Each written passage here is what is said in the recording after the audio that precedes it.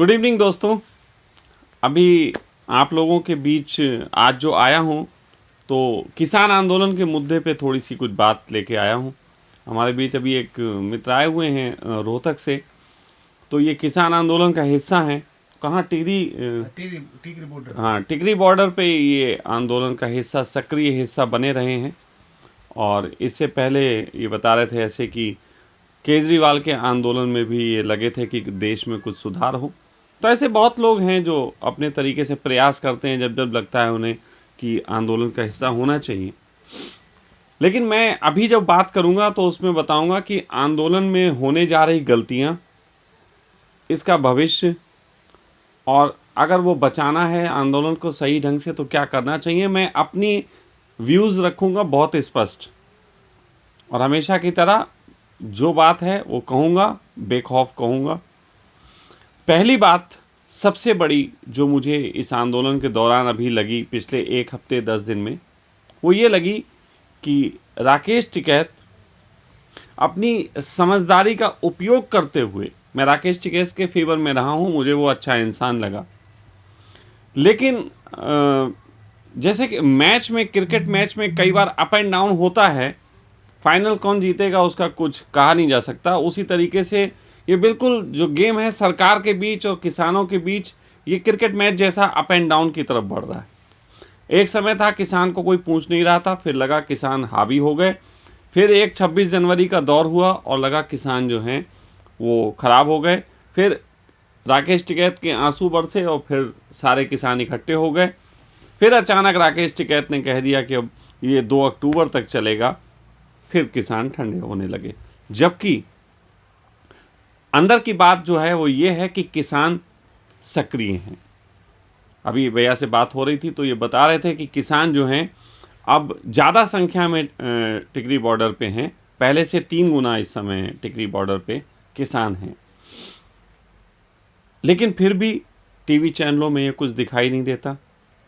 मेरा अपना मानना ये है कि एज ए साइकोलॉजी अगर चीज़ों को समझा जाए तो किसी भी मूवी के बीच में आप एक बोरियत का पार्ट अगर आधे पौन घंटे का है तो वो मूवी फेल हो जाती। लोग उसके प्रति अपना पूरा रुझान दिखा के नहीं रखते। अभी क्योंकि किसान आंदोलन का एक वो लम्हा है जिस समय टिकैत जो हैं वो पूरे हिंदुस्तान में प्रचार कर रहे हैं। वो जा रहे हैं कई शहरों में, अलग अलग जगह पंचायत हो रही हैं। निश्चित ही उनका अपना एक जो राजनीतिक कारण उनके अंदर पैदा होने लगे हैं, उसके तहत वो सफल हो रहे हैं। उसके तहत इस समय सफल हो रहे हैं। लेकिन ये आंदोलन अगर राजनीतिक आंदोलन की तरफ बढ़ गया तो मैं आपको बता दूं कि ये आंदोलन फेल हो जाएगा।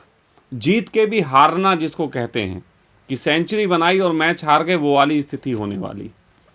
थोड़ा सा इसको टेक्निकल ढंग से समझ लें। हम जानते हैं कि ये जो भी सरकार ने ये बनाया है कानून, इस कानून को सरकार ने बनाने के लिए सरकार के पास राज्यसभा में और लोकसभा में उतनी सीटें हैं जितनी सीटों के आधार पे ये बिल पास कराया जा सकता था, और उन्होंने करा दिया। मोदी जिद पे बैठे हैं। मेरा लेकिन हमेशा से मानना ये रहता है, और इसको मैं आने वाले वक्त में मैं कहूँगा लोग भी मानेंगे।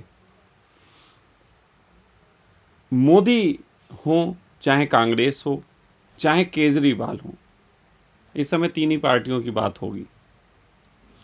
ये सारी पार्टियां एक तरीके की पीछे से किन्हीं लोगों द्वारा कंट्रोल की जाती हैं, ये मैं हमेशा से कहता हूँ। अब जब से ईवीएम आई है तब से कंट्रोल करना बहुत इजी हो गया है, क्योंकि ईवीएम हाथ में है। लेकिन ईवीएम हाथ में मतलब ये नहीं है कि हम किसी को भी, अभी मैं इलेक्शन में खड़ा हो जाऊं, ईवीएम वालों से सेटिंग कर लूं तो मैं प्रधानमंत्री हो जाऊं। नहीं, मुझे उसके लिए एक सही ढंग का प्रचार प्रसार, पब्लिक के बीच अपनी कोई बात, कोई मुद्दा लाना पड़ेगा जिस पे चर्चाएं हों, और बाद में हम कह पाएँ कि उस चर्चा का परिणाम मेरे फेवर में आया और ईवीएम का सपोर्ट मैं ले लूँ। ये चीज़ को ध्यान में रखते हुए मैं जानता हूँ कि जो लोग इन सब चीज़ों को, व्यवस्था को बना रहे हैं, चला रहे हैं, उनके मकसद के आधार पे उनके मकसद कोई एक व्यक्ति कभी पूरे नहीं कर सकता। क्योंकि जब कोई एक सरकार या एक पार्टी उनके मकसद को पूरा करेगी तो ज़्यादा से ज़्यादा 5-10 साल तक वो नीतियाँ ऐसी बनाएगी जिन नीतियों का वो लाभ लेंगे, लेकिन उसके बाद दूसरे को आना पड़ेगा ये कह के कि उनकी नीतियाँ गलत हैं, लेकिन अपने आप भी वो वैसी ही नीतियों का पालन करेंगे। आपने एक बात नोटिस किया कि कांग्रेस जिस तरीके के बिल लाना चाहती थी आखिरी 2-3 सालों में, वही बिल ये ला रहे हैं, किसान बिल भी वही बिल है। अब ये क्या कारण है कि कांग्रेस का विरोध करके जो पार्टी आई वो लगभग वही बिल ला रही है, और उसके बाद तर्क है भाई कांग्रेस ला रही थी। हाँ, ये बात किसी को नहीं दिखेगी, लेकिन जो लोग ये खेल खेल रहे हैं वो सिर्फ फेस चेंज कर देते हैं और तुम विश्वास में आ जाते हो। पहले मनमोहन और सोनिया, उसके बाद अब मोदी। अब कुछ लोग तैयार होकर बैठे हैं कि अब मोदी के जाने का वक्त आया, आप केजरीवाल को लेके आएंगे। फिर केजरीवाल भी यही करेंगे। और मैं आपको बताऊं, चाहे आने वाले वक्त में केजरीवाल आए, चाहे मोदी के खिलाफ कांग्रेस फिर दोबारा आ जाए, और चाहे किसान आंदोलन से पैदा हुए नेता पार्टी बनाने के बाद आ जाएं, ये भी पॉसिबल है। लेकिन ये मुद्दा अगर मोदी सरकार को खा गया, मोदी सरकार को खाने का अर्थ तुम्हारा वाला है कि मोदी सरकार गिर गई, तो भी जान लेना कि आने वाली सरकार इतने ज़्यादा अच्छे बहुमत से नहीं आएगी। राज्यसभा में और लोकसभा में बहुमत का आधार इस तरीके से खंडित हो जाएगा कि वो ये बिल वापस नहीं ले सकते, क्योंकि बिल वापस लेने के लिए भी उतनी बड़ी ताकत चाहिए जितनी बड़ी ताकत बिल बनाने के लिए चाहिए थी। फिर क्या करोगे? बिल तो आ गया, जो लोग चाहते थे कि ये बिल बने वो बन गया। आप क्या कर सकते हो? आप न्यूनतम समर्थन मूल्य की लड़ाई लड़ लोगे।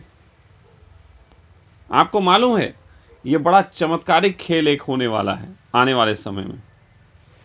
कोई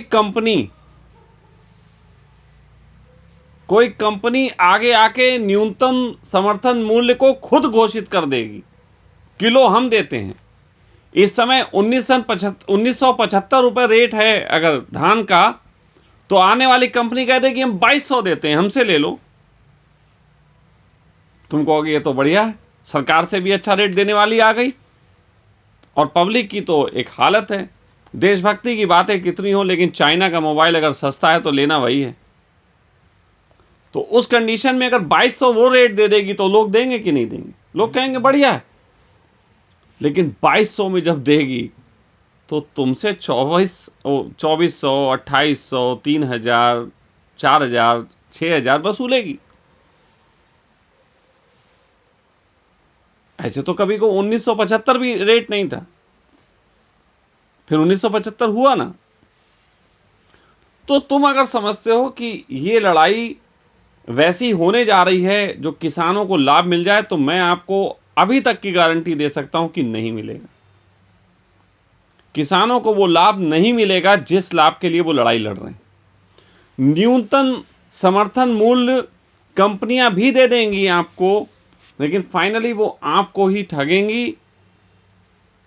और सारी लड़ाई का जो केंद्र है वो न्यूनतम समर्थन मूल्य होता जा रहा है, जबकि सही में न्यूनतम समर्थन मूल्य इसकी लड़ाई का केंद्र नहीं है। ये बड़े गजब की बात है। इस लड़ाई का केंद्र जो है वो किसानों को गुलाम बनाना है। इसको समझो, किसानों को गुलाम बनाना इस लड़ाई का केंद्र है। ये जो बिल आया है, फाइनली ऐसी स्थितियां पैदा कर दी जाएंगी कि किसान ही गुलाम बने। ये खेतियां जो हैं वो गिरवी रख के अपने तरीके से कॉन्ट्रैक्ट फार्मिंग जो है वो है खतरनाक। न्यूनतम समर्थन मूल्य कुछ भी नहीं, जबकि किसान के लिए खुशी की बात है कि आज 1200 रेट 1100 मिलता है तो 2000 मिल जाएगा, 2200 हमें इससे अच्छी क्या बात। लेकिन मार्केट में जो मजदूर आज 500 में मिलता है वो 1000 में होने वाला है। बात आ गई, वहीं की वहीं आएगी। मेरे पिताजी मुझसे कभी को कहा करते थे कि हमारे ज़माने में 1 रुपए में देसी घी आता था। तो मैंने उनसे कहा कि अच्छा ज़माना था। लोग कहेंगे आज 500 में आता है।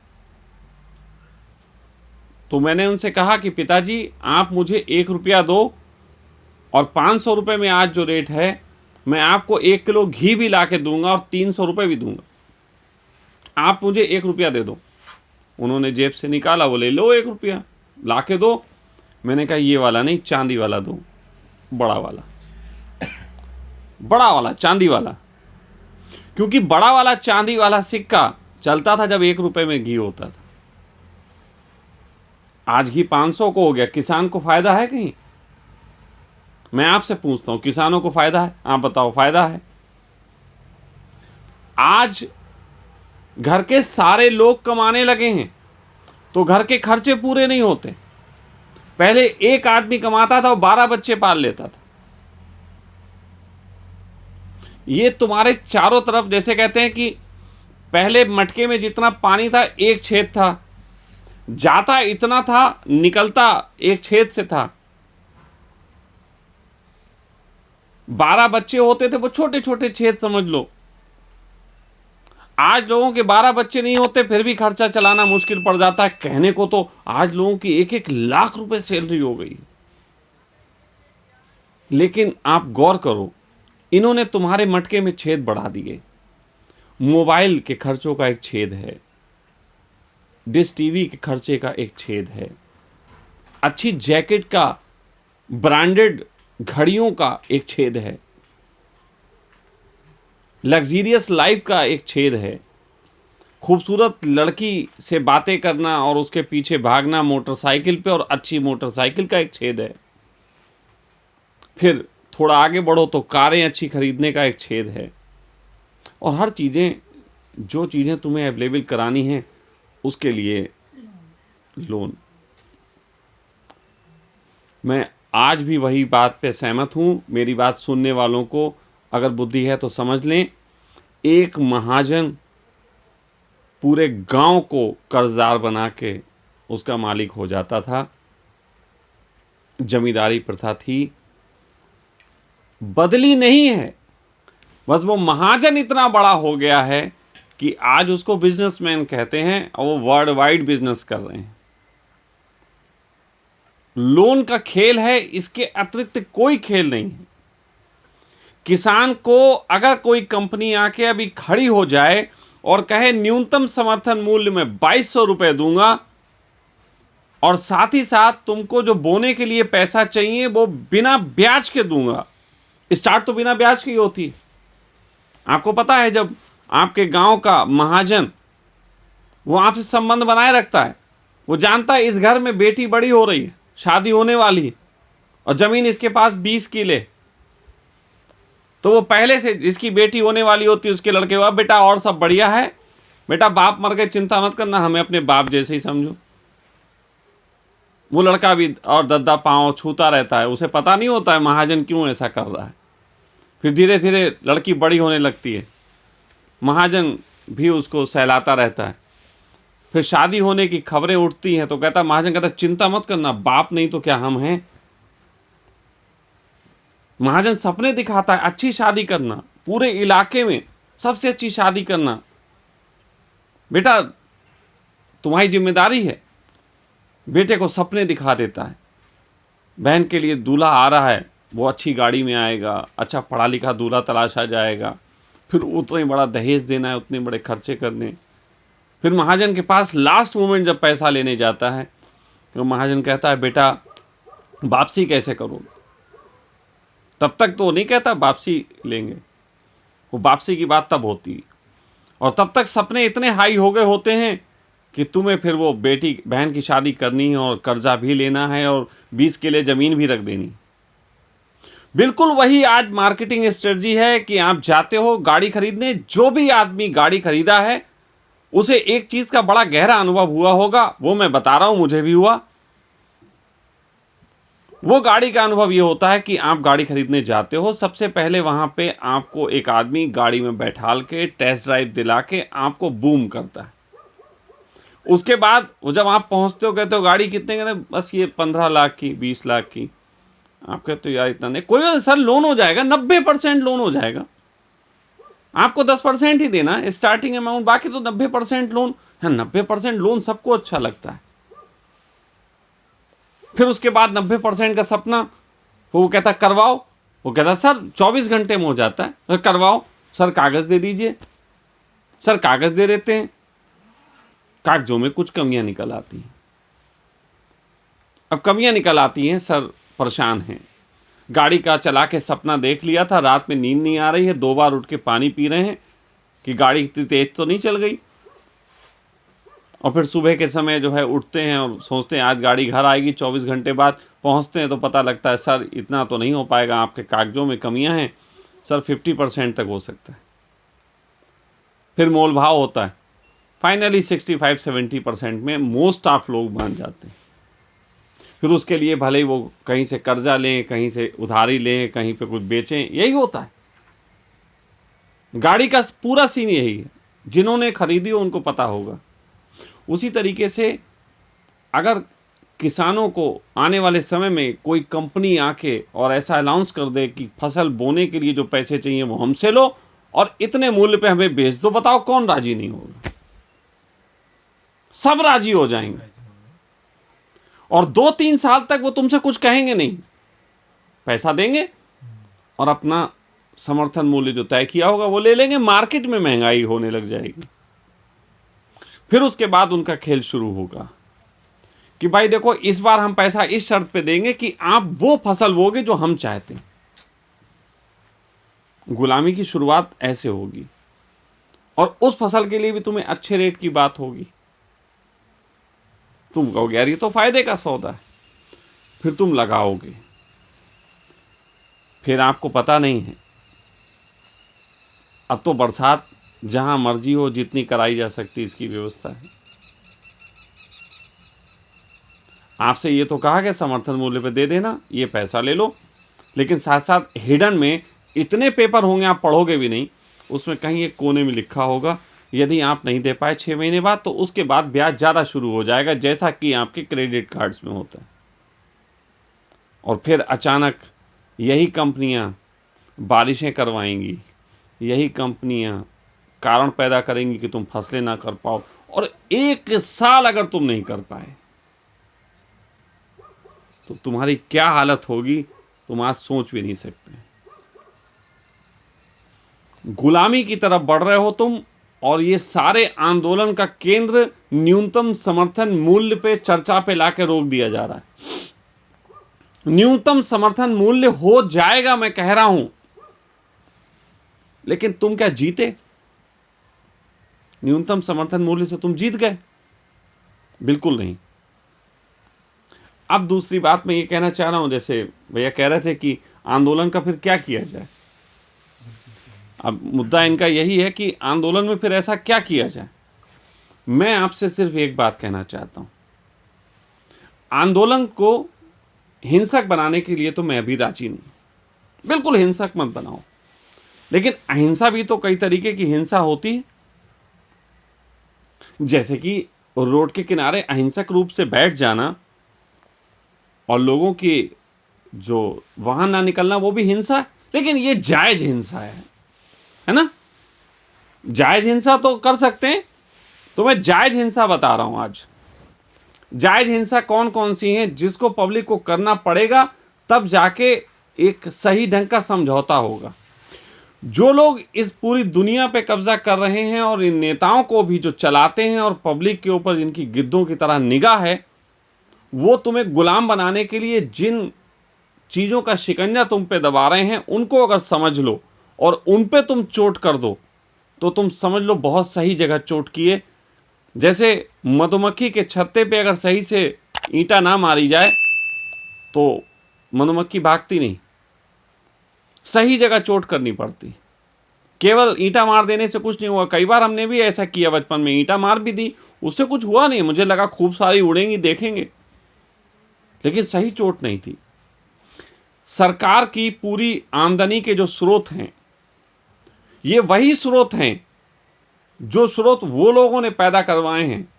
आप समझो, इस समय देश में जितनी सड़कें बनी हुई हैं, इन सभी सड़कों के बनने के लिए कई लाख करोड़ रुपए का लोन है, जिसको वसूलने के लिए टोल टैक्स लिया जाता है। आप अपने किसान मुद्दों में टोल टैक्स का मुद्दा शामिल करो। कई लोग कहेंगे हमने कर लिया, कहेंगे नहीं, बड़े रूप में शामिल करो। आपके आंदोलन का आधार, आपके आंदोलन की जो जगह है वो टोल टैक्स होना चाहिए। टोल टैक्स जहां पे लिया जाता है, आप वहां पे आंदोलन करो। और जितने गाड़ी वाले निकले, केवल किसान ही नहीं, जितने गाड़ी वाले निकले, कोई भी टोल टैक्स किसी से वसूला नहीं जाएगा, इस बात के लिए आंदोलन पे जोर मारो। दूसरा, इनकम टैक्स वसूलने पे सरकार का बहुत जोर है। इनकम टैक्स ऑफिस के बाहर धरना प्रदर्शन दो। इनकम टैक्स को इस तरीके से घेरो कि वहां काम न चलने दो। इनकम टैक्स किसी से लिया जाए तो उसके समर्थन में बैठो। इनकम टैक्स पे चोट मारो, बैंकों के काम पे चोट मारो। बैंकों के काम पे चोट मारोगे, सबसे ज्यादा असर इसका होगा। और आजकल एक और बहुत बड़ी चीज है जो पूरे तरीके से मैं पहले भी बोल चुका हूं, वैक्सीनेशन पे जब बोला था कि वैक्सीन के माध्यम से एक डीएनए हिप्नोटिज्म का एक बहुत बड़ा षड्यंत्र चल रहा है।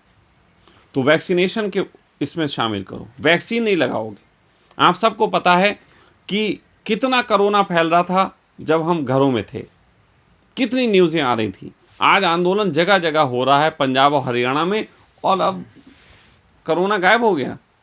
तो कोरोना भीड़ से घबराता है, ये भी सिद्ध हो गया। कोरोना भीड़ से फैलता नहीं, वो भीड़ से घबराता है। भारत ने ये सिद्ध कर दिया। मोदी जी के राज्य में ये संभव था, इसे मोदी जी का श्रेय जाएगा इसमें, कि भीड़ से हमने भगाया कोरोना को। वैक्सीनेशन किस लिए? वैक्सीनेशन नहीं कराया जाएगा, कोई किसान वैक्सीनेशन नहीं कराएगा। बहुत थोड़े से मुट्ठी भर लोग बोलते हैं कि हम वैक्सीनेशन नहीं कराएंगे, तो इससे कुछ होगा नहीं। अगर मैं ये बोलूं कि मैं वैक्सीनेशन नहीं कराऊंगा, इसके लिए मैं साम दाम दंड भेद सब कर लूं और ना लगवाऊं, तो मैं कौन सा जीत गया? मेरे बच्चे तो लगवाएंगे, आने वाली पीढ़ियां तो लगवाएंगी। और जिनका ये प्लान है उनका मेरे उम्र तक तो है नहीं कि 30-40 साल तक, वो तो 30-40 हजार साल तक का सोच के बैठे हैं। तो ऐसी स्थिति में पूरा मास एक इस पे लगना चाहिए कि वैक्सीनेशन नहीं कराएंगे। और मैं कहता हूं कि आपको कोई जरूरत नहीं है कहीं आगजनी करने की, कहीं तोड़फोड़ करने की। मैंने पहले भी कहा था, आज फिर कह रहा हूं, किसान आंदोलन को गन्ने का भुगतान नहीं हुआ, कई हजार करोड़ रुपए का, तो गन्ने में एक चीज बहुत प्यारी सी निकलती है, चाशनी। अक्सर ऐसा होता है कि दूध सही दाम नहीं मिलता, लोग दूध फेंक देते हैं। कोई केस होता है इस पे? आलू का दाम सही नहीं मिलता, आलू सड़क पे फेंक देते हैं, कोई केस होता है इस पे? कुछ होता है? नहीं होता है। मैं कहता हूं गन्ने का दाम तुम्हें सही नहीं मिलता, गन्ने की चाशनी बनाओ, गन्ने का रस निकालो, उसकी चाशनी बनाओ। 2-2 लीटर चाशनी हर किसान सड़कों पे डाले, 2-2 लीटर चाशनी। अभी तक आज की तारीख में मैं ये बोल रहा हूं, आज तारीख है 12 फरवरी 2021। इस दिन तक मैं ये जो बात बोल रहा हूं, ये बिल्कुल लीगल है, इसमें कोई अपराध नहीं है, इससे किसी प्रकार का मेरे ऊपर केस होने की संभावना नहीं है। कल अगर कोई सरकार गन्ने की चाशनी फेंकने पे नियम बना ले, तो मैं इतना कहना चाहूँगा कि तब मैंने ये बात नहीं कही, मैं पहले कह चुका हूँ, और ये वीडियो अदालत में काम आएगा। चाशनी बहुत काम करेगी। जो गाड़ियां गुजरेंगी उनके टायरों से उनके घर तक, उनकी बेसमेंट तक जाएगी। सड़कों पे ये दूर तक फैलेगी। चींटियों को भी तुम्हारे आंदोलन में शामिल करेगी। मक्खियां भी कहेंगी कि आंदोलन वापस करो, या फिर ये जो नियम बनाया वापस करो। ये सब भी इसका हिस्सा बनेंगे। अब ये आंदोलन मनुष्यों के बीच की लड़ाई नहीं होनी चाहिए, इसमें जानवर, चींटियां, मधुमक्खियां, इन सबको शामिल होने का वक्त आ गया। क्योंकि ये चींटियां हुई, मक्खियां हुई, ये जो मधुमक्खियां हुई, ये आखिर किसान के पक्ष में हैं, खेतीबाड़ी का हिस्सा हैं। चींटियां जमीन के अंदर तक जाके उपजाऊ भूमि बनाने का काम करती हैं। तो अगर ये आंदोलन में आ जाएंगी तो क्या बुरी बात है? करती है कि नहीं करती? तो मैं ये कह रहा हूं कि इस तरीके की हिंसा करनी चाहिए। ये सॉफ्ट हिंसा है, ये गांधी जी की तरीके की हिंसा है कि मैं चक्कू तुम्हारी तरफ नहीं रखूंगा, मैं चक्कू अपनी तरफ कर लूंगा। आंदोलन को पूरे तरीके से बर्बाद करने की साजिश चल रही है। और टिकैत जी ने 2 अक्टूबर की जो डेट दे दी है, वो टिकैत से बहुत बड़ी भूल हो गई है। ये 1-2 महीने तक किसान पंचायत करके खुश होंगे कि हमारी राजनीति चमक रही है, लेकिन 1-2 महीने के अंदर किसान ठंडे हो जाएंगे। उसके बाद 5 महीने बाद चुनाव है। फरवरी, मार्च, अप्रैल, मई, जून, जुलाई, अगस्त में इसका रिजल्ट आएगा, बंगाल के चुनाव। फिर सितंबर, अक्टूबर है, 2 महीने गोदी मीडिया के पास। तो अगर बंगाल के चुनाव के रिजल्ट बीजेपी के पक्ष में आ गए तो वहां पे कोई नहीं कहेगा कि राम मंदिर की वजह से जीते। फिर गोदी मीडिया कहेगी कि किसान आंदोलन गलत है। वहां के किसान तो मोदी सरकार से राजी हैं।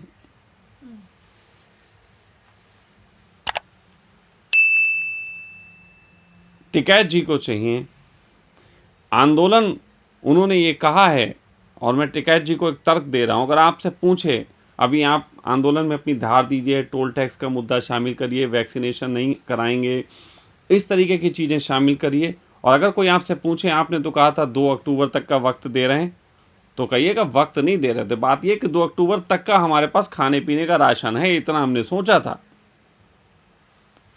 ये तर्क ले लो हमसे, तुम तर्कों का ही तो खेल है। चाहे किसी को श्रमजीवी बना दो और चाहे किसी को परजीवी। तो किसानों को बहुत सोचने की जरूरत है। ये केवल बिजनेस का खेल नहीं रह गया। जो लोग तुम्हें गुलाम बनाने को लगे हैं उनके पास धन की कोई कमी नहीं है, टकसालें हैं उनकी। ये बैंक का सारा धन उनका, जितना तुम्हारा धन तुम्हारी जेब में वो भी उनका ही है यार, आपको पता ही नहीं है अभी। आप तो झूठे झूठे कागज के टुकड़े लेके घूम रहे हो जिस पे लिखा है मैं 100 रुपए, 500, 2000 रुपए अदा करने का वचन देता हूं। ये नोट है ही नहीं। ये तो नोट मतलब सिर्फ एक आपको आश्वासन है। कल मोदी जी कह दें कि ये जो गुलाबी वाला नोट है, मैं इसके 2000 अदा करने का वचन वापस लेता हूं आज रात 9 बजे से, फिर क्या करोगे? वचन दिया, वचन वापस। सोचो, वचन लिख के दिया था, वापस लिख के नहीं होगा, वापस सिर्फ एक कागज पे लिखा जाएगा। कहना सिर्फ ये चाहता हूं कि वो धन के लिए नहीं कर रहे हैं। ये पूरे आंदोलन का बेस खराब हो रहा है जब ये कहा जा रहा है कि दौलतमंद सिर्फ धन कमाने के लिए कर रहे हैं। धन कमाने का तो खेल ही खत्म हो गया भाई। उनके पास जितना धन है उसके बाद तो उन्हें भगवान होने की चाह है। पूंजीपति जब टॉप पे पहुंच जाता है तो वो भगवान होने की कल्पना करता है, और इसकी हिंदुस्तान में तो बहुत बड़ी मिसाल है बिरला मंदिर। आपको पता है बिरला कोई भगवान नहीं है, किसी भगवान का नाम बिरला नहीं है, लेकिन बिरला ने मंदिर बनाए और बिरला मंदिर नाम हो गया और वो पूजा जा रहा है।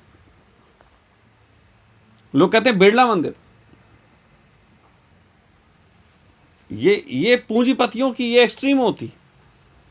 पूंजीपति धन इतना कमा चुके कि उन्हें भगवान होने की चाह है, लेकिन अब उन्हें वो वाला भगवान नहीं होना जो मंदिर में बैठा होता है।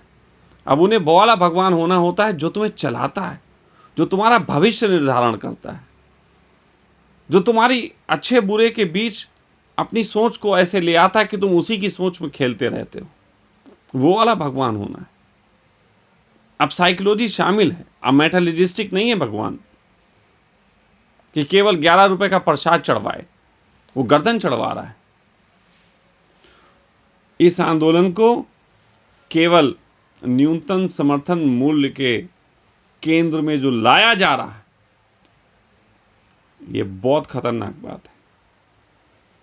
मैं फिर आपसे कह रहा हूं कि न्यूनतम समर्थन मूल्य सरकार तय भी कर देगी।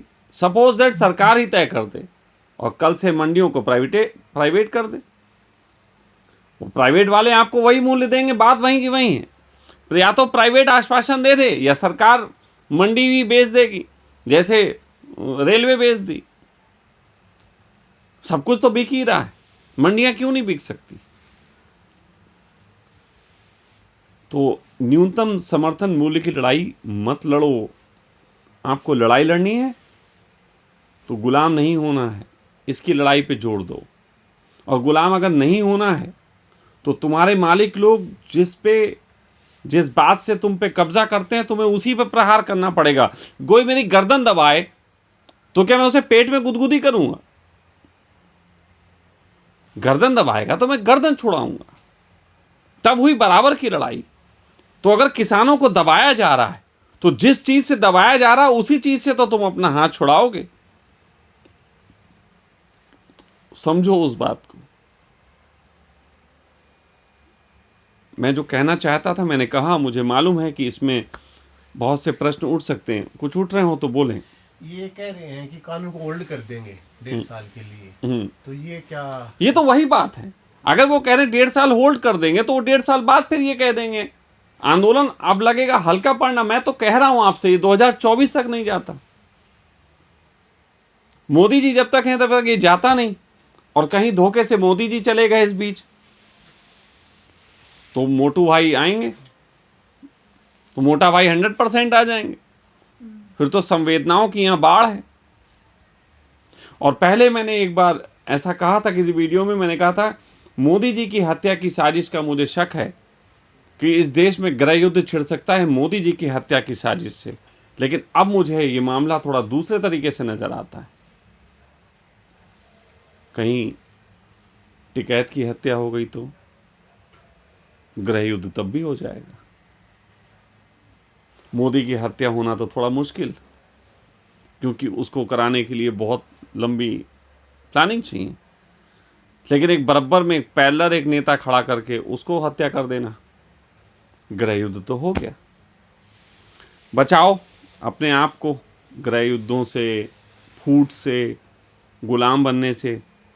और मेरा मानना है कि युग कोई भी हो, चाहे धार्मिक युग हो, चाहे क्रांतिकारी युग हो, कोई भी युग हो, वहाँ अपनी आज़ादी की ही लड़ाई होती है। मैं एक धार्मिक व्यक्ति होने के नाते भी इस तरीके की बातों पे बोलता हूँ तो उसका कारण सिर्फ इतना है कि मैं गुलाम नहीं होना चाहता। वो चाहे मन की गुलामी हो, चाहे मेरे तन पे कोई गुलामी करे, चाहे मेरे मस्तिष्क पे कोई गुलामी करे, मैं किसी गुलामी से राजी नहीं हूँ। हर गुलामी का मेरा विरोध है और वो मेरे करने का अधिकार है।